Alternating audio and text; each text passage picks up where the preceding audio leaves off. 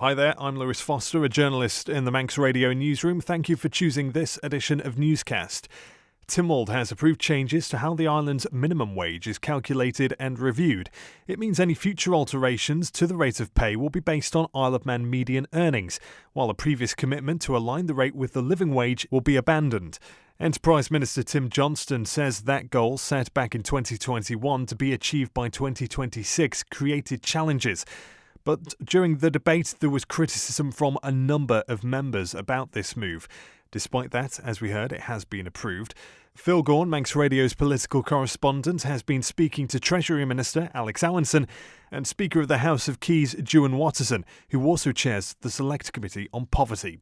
First of all, Minister Allinson. I can understand their frustration. I think all of us have found that we made an absolute commitment to merge the minimum wage with the living wage back in 2021 after the Poverty Committee reported. But as we've got closer and closer to that time to do it, i.e. now, it's become far more complicated. And we've got now a living wage report that was published only recently, which says that some of their calculations just don't quite work, and they can't look at the minimum income standards anymore. They need to do something different. So I think what we've done is taken a pragmatic approach to introduce a proportion of the median earnings going forward, so that in October we will announce what will be, in effect, the minimum living wage to come in the following April. That will give certainty to employees and employers, and hopefully create a new sense of purpose in terms of increasing the median earnings right across our country, which is one of the key parts of the Island Plan.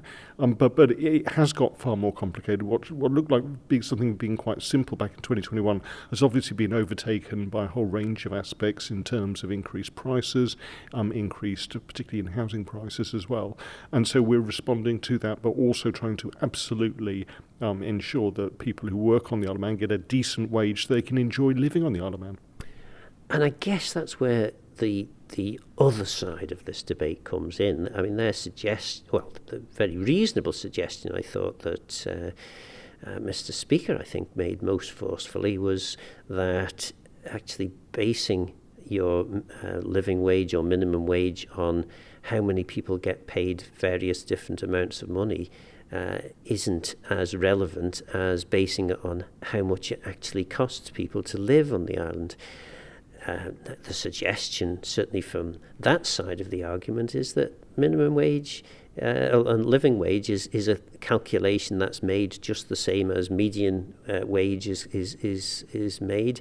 So it's not really that complicated.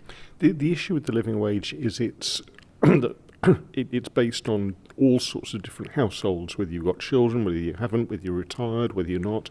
And then it's all amalgamated with weightings to come up with an hourly rate, which is meant to suit everyone. So it's not ideal. What we do know, though, is that by linking the minimum wage, living wage, to median earnings, we will get a lot more stability, we'll get a lot more certainty. And at a time at the moment, in terms of our economy, I think that's what we need.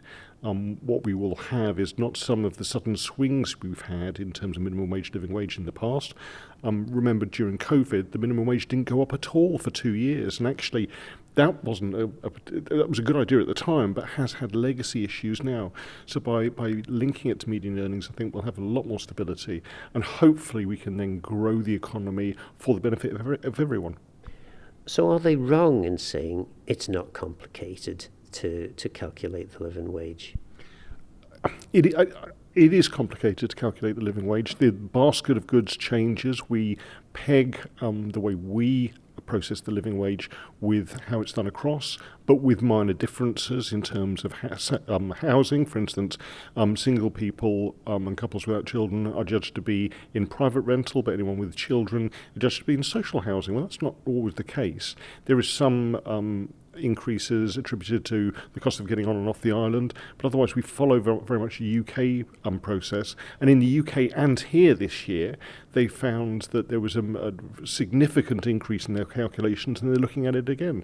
So I think from a pragmatic point of view, actually Tynwald have decided, okay, let's go with something we're far more certain about in terms of median earnings, go for a process we are far more certain we can deliver in terms of announcing something in October, implementing it in April the next year, and move forward. But obviously all of these processes will be under future review.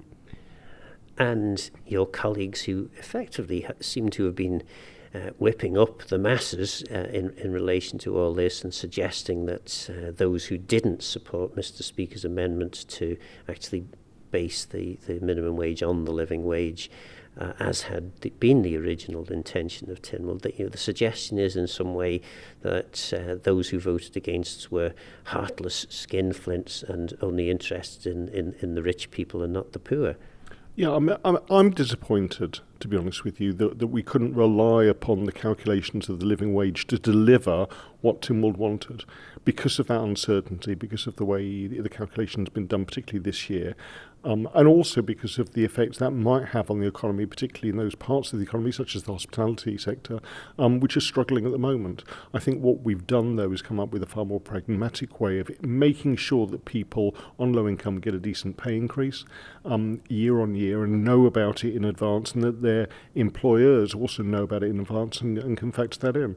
But again, Tynwald will look at these in the future. We'll look at what happens on the adjacent isles. We need to remain competitive in terms of keeping people who are already here and also attracting people to come and join us, and this will be an ongoing process. No, it was disappointing, really. I mean, Tynwald's had a policy since 2021, based on the Poverty Committee's recommendations, that the minimum wage should align with the living wage, and that's put together based on the cost of living, what it costs to engage in society and be able to afford to live and work on the Isle of Man and be better off in work. And that is, we think, a really important benchmark to work to.